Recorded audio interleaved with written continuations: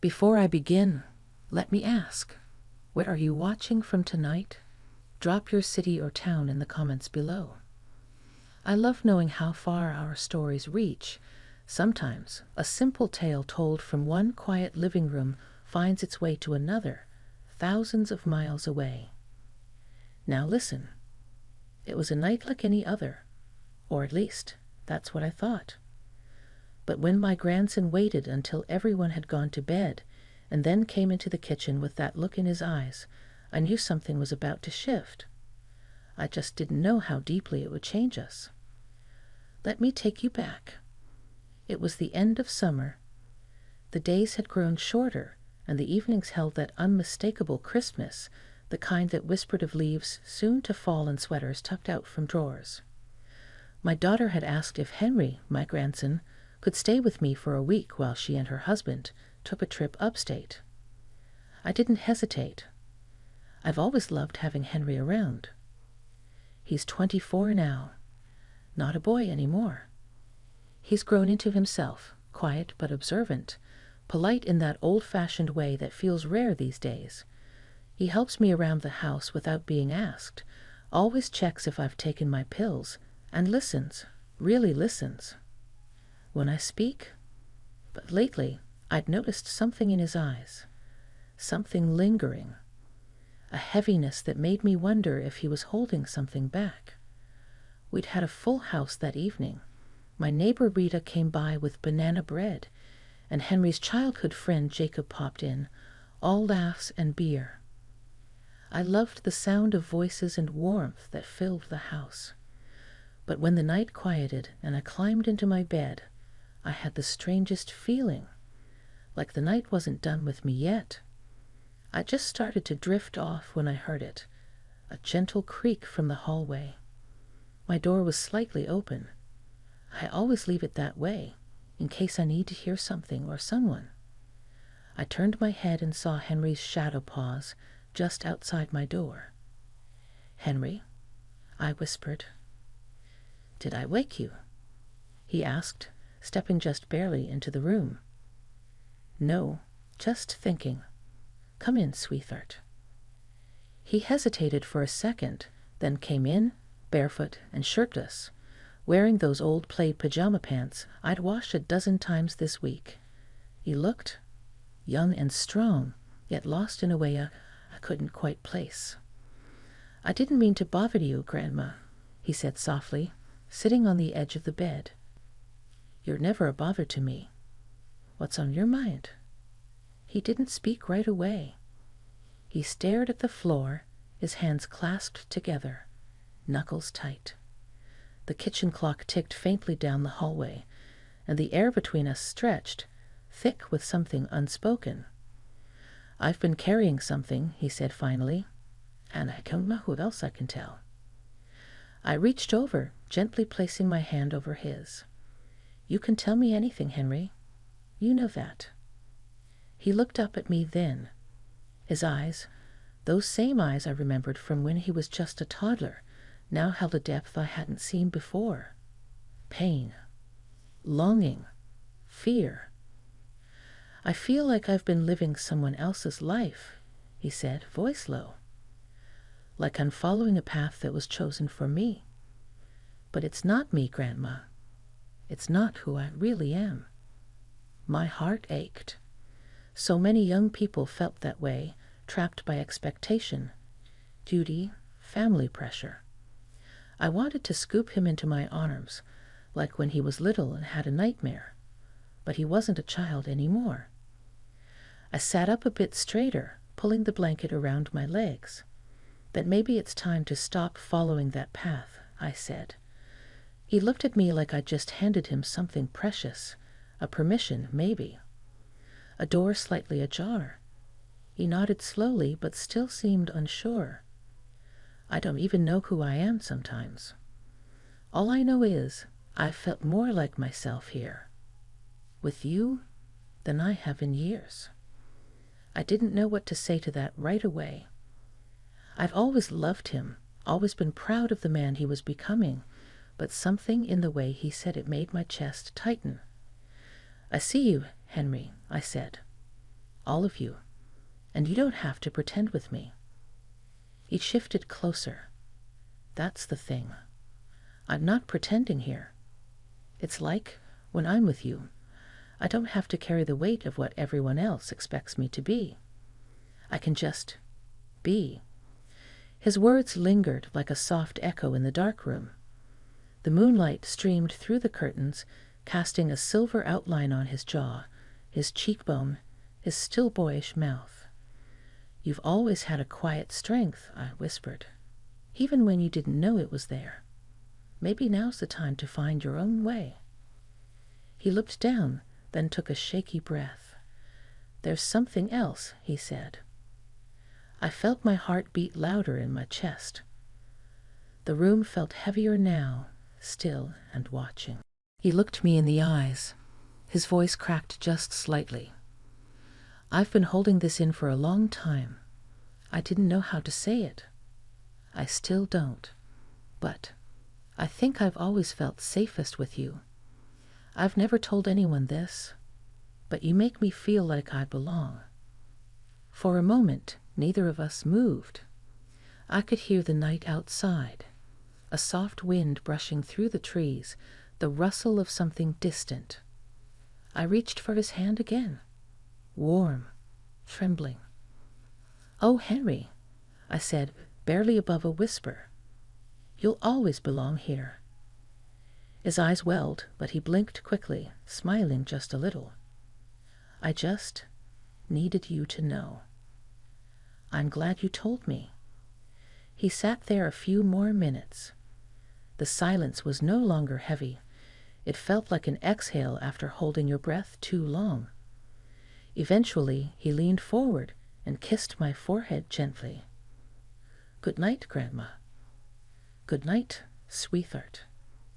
He slipped out of the room as quietly as he'd come, leaving me sitting there, heart full and heavy all at once.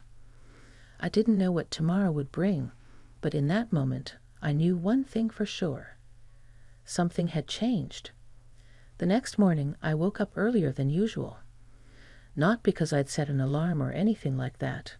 I haven't needed one of those in years, but because my mind wouldn't let me rest. Henry's words from the night before kept playing on a loop, like a melody I couldn't stop humming. "You make me feel like I belong." It was such a simple thing to say, but coming from him, my grandson, my quiet and thoughtful Henry, it landed in a place I didn't know was still tender. I thought I'd grown used to the rhythms of my life. Early mornings, a slow breakfast, crossword puzzles, a tidy house, and evenings with soft music and a warm cup of chamomile. But last night changed something in the air. I moved slowly through the kitchen, setting the kettle on the stove and opening the windows to let the cool morning air in. The sun hadn't yet climbed over the trees, but there was that early orange glow spreading across the sky. It used to be my favorite time of day. Now I felt something else stirring. Anticipation, maybe, or worry. Henry came in a little while later, his hair tousled and eyes still clouded with sleep. He looked at me and gave a small smile, that familiar half-smile he used to wear when he was 5 and caught sneaking a cookie before dinner. "Morning," he mumbled. "Morning, sweetheart," I said, pouring us both tea. We sat at the table in silence for a few moments, sipping slowly, the steam curling between us. I didn't push. I'd learned over the years that sometimes silence speaks louder than words, and when he was ready, he'd talk. "I hope I didn't scare you last night," he said finally, eyes down on his cup. "You didn't scare me, Henry," I replied softly. "You opened your heart. That takes courage." He nodded, still not looking up. "It's just, I've never told anyone how I feel." "Not really. Most of the time, I'm just trying to fit in where I don't belong. Even with Mom and Dad, I feel like I'm just performing." "And with me?" I asked, my voice barely above a whisper. "With you, I can breathe. That hit me like a warm wave, both soothing and startling. I reached across the table and laid my hand over his. His fingers curled instinctively around mine, and for a moment we just sat like that. No expectations. No pretending. I don't know what all of this means yet, he continued. All I know is I feel safe here. Like I can figure things out. And maybe I'm afraid that'll go away. I'm not going anywhere, I told him. Not as long as you need me. His eyes lifted then, and in them I saw that same vulnerable boy who used to bring me wildflowers from the yard, thinking they were as good as roses.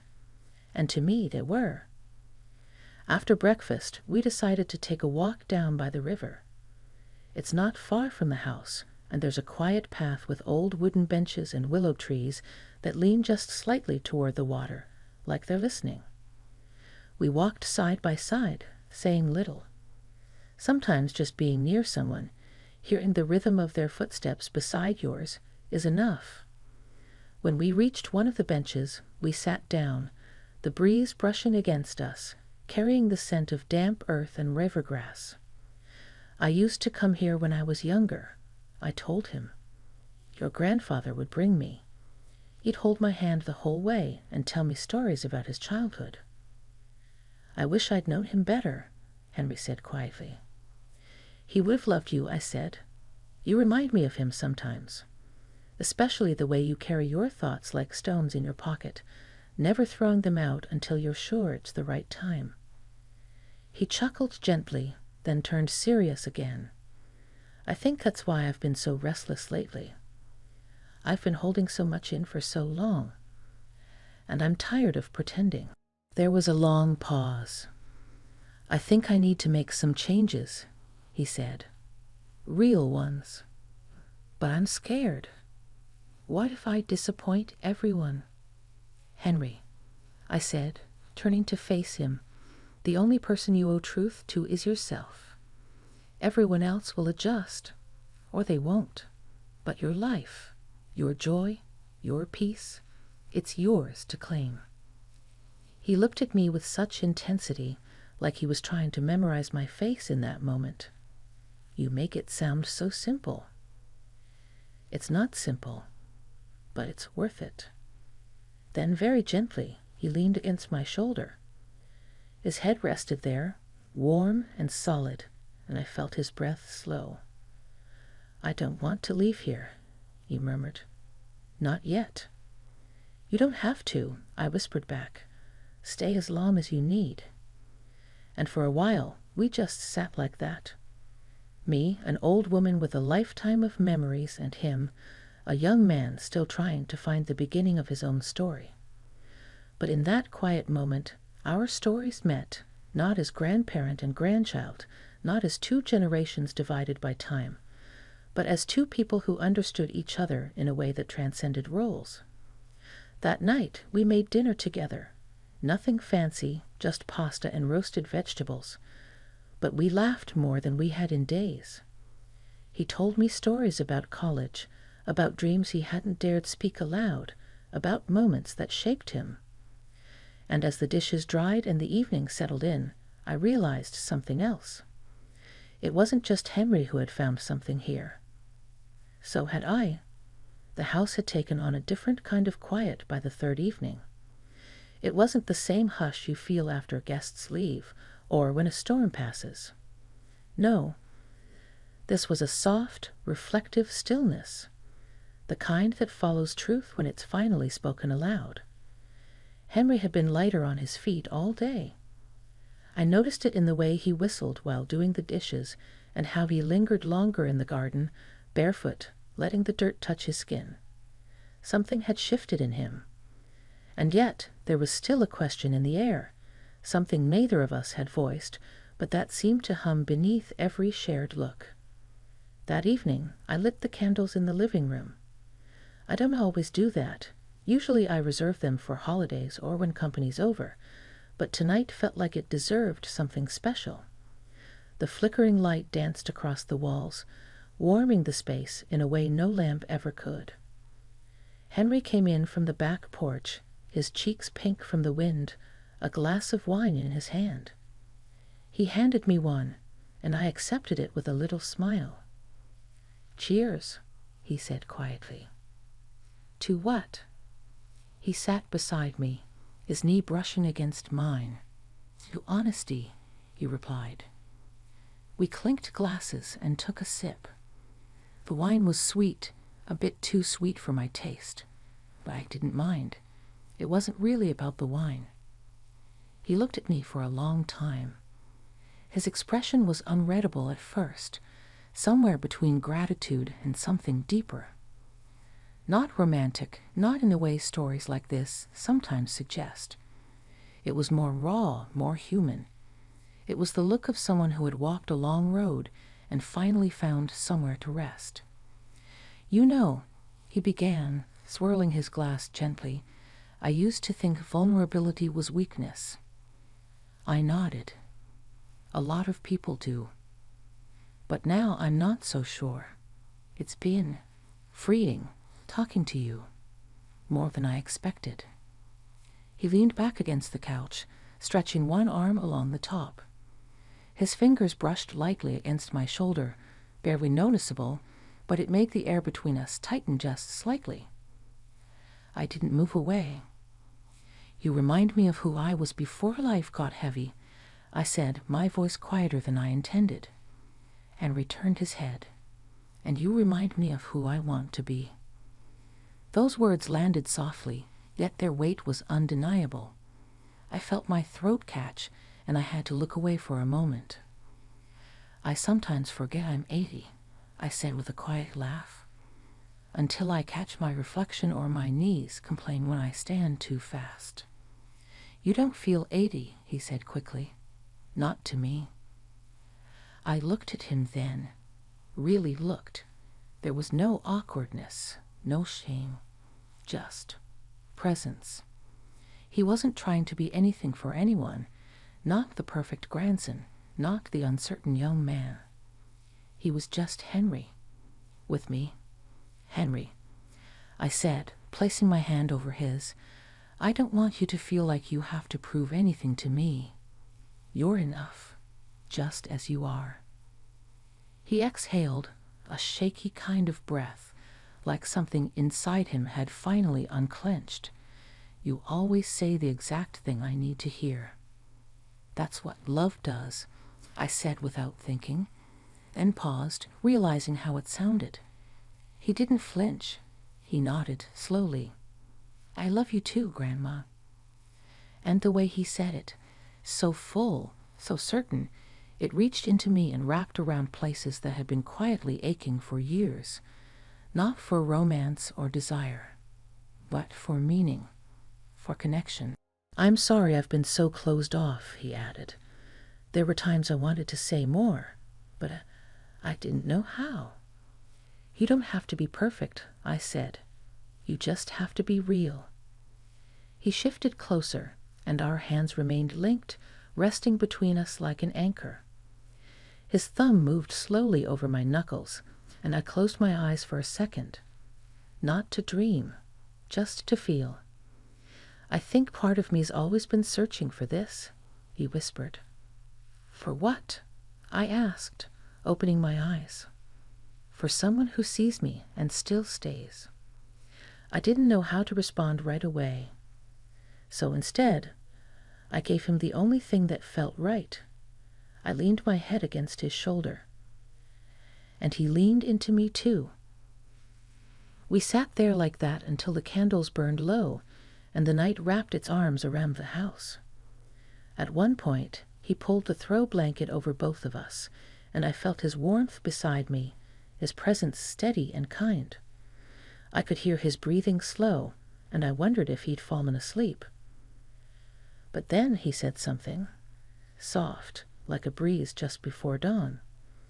"I don't know what I'm going to do next, but I know I want to do it from a place that feels like this." I smiled into the dark. "Then you're already on the right path." It was quiet again, but not empty.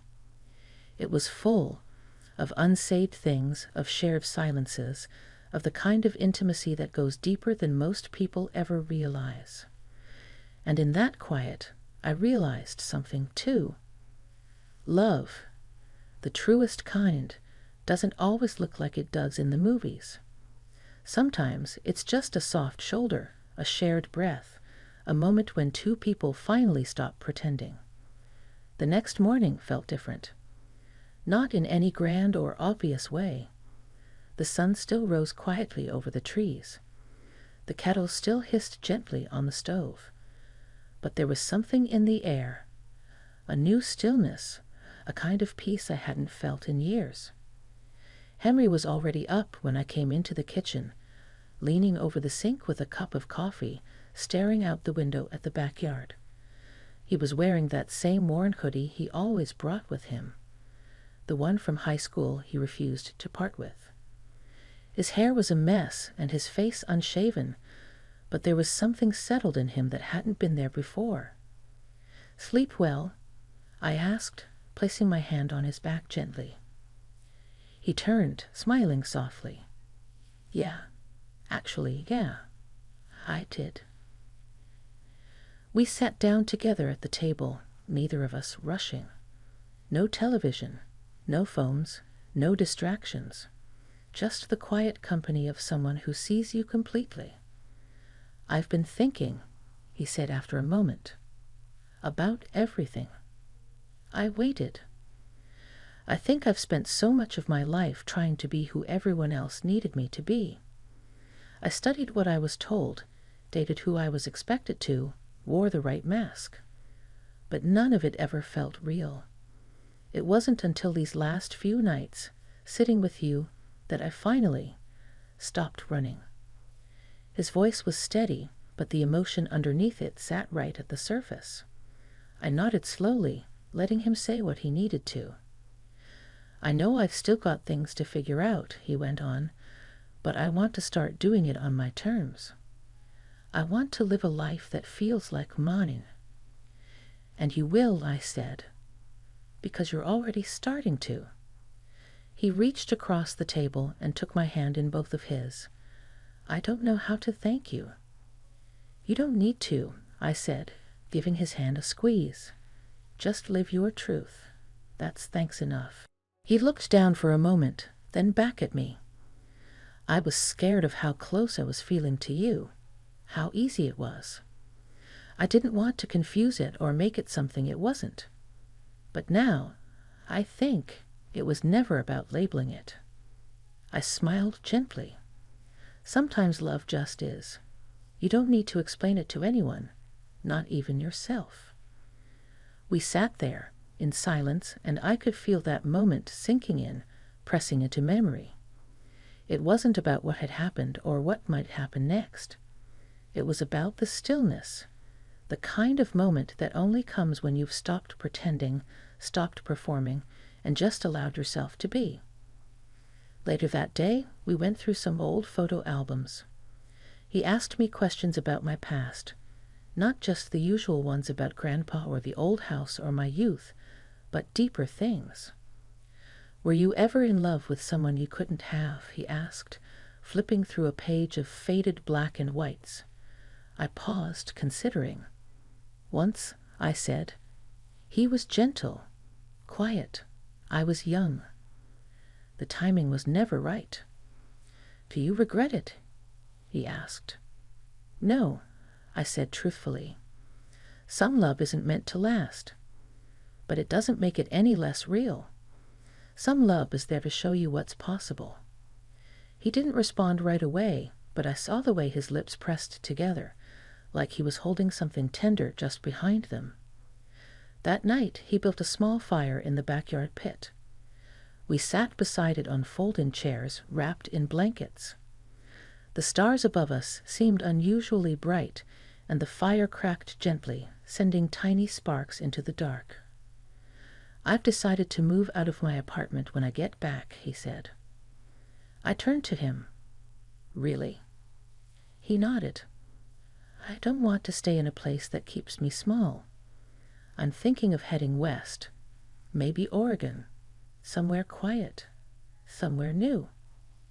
You've always had a brave heart, I said, even when you didn't feel it.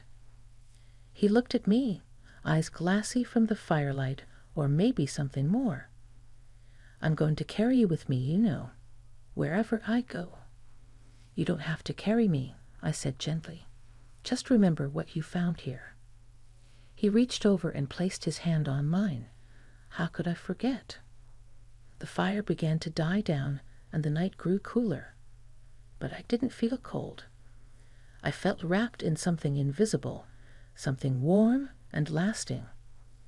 Eventually we stood up and he walked me back into the house.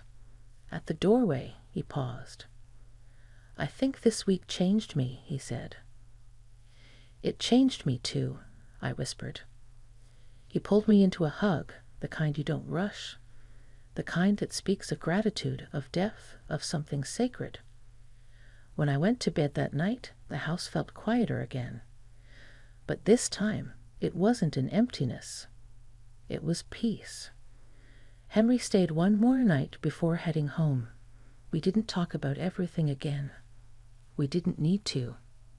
What needed to be said had already been spoken, in words, in touches, in the long, quiet spaces we shared. The morning he left, I stood on the porch as he loaded his car. He turned to me one last time and said, I love you, Grandma. I love you too, Henry. And then he was gone. But not really. Because some connections, the real ones, they don't leave. They settle into your bones. They live in your breath, your heartbeat, your memories. And in the quiet that followed, I sat with my tea, looking out the window, and smiled to myself. He had spoken his heart. And in doing so, he helped me remember my own.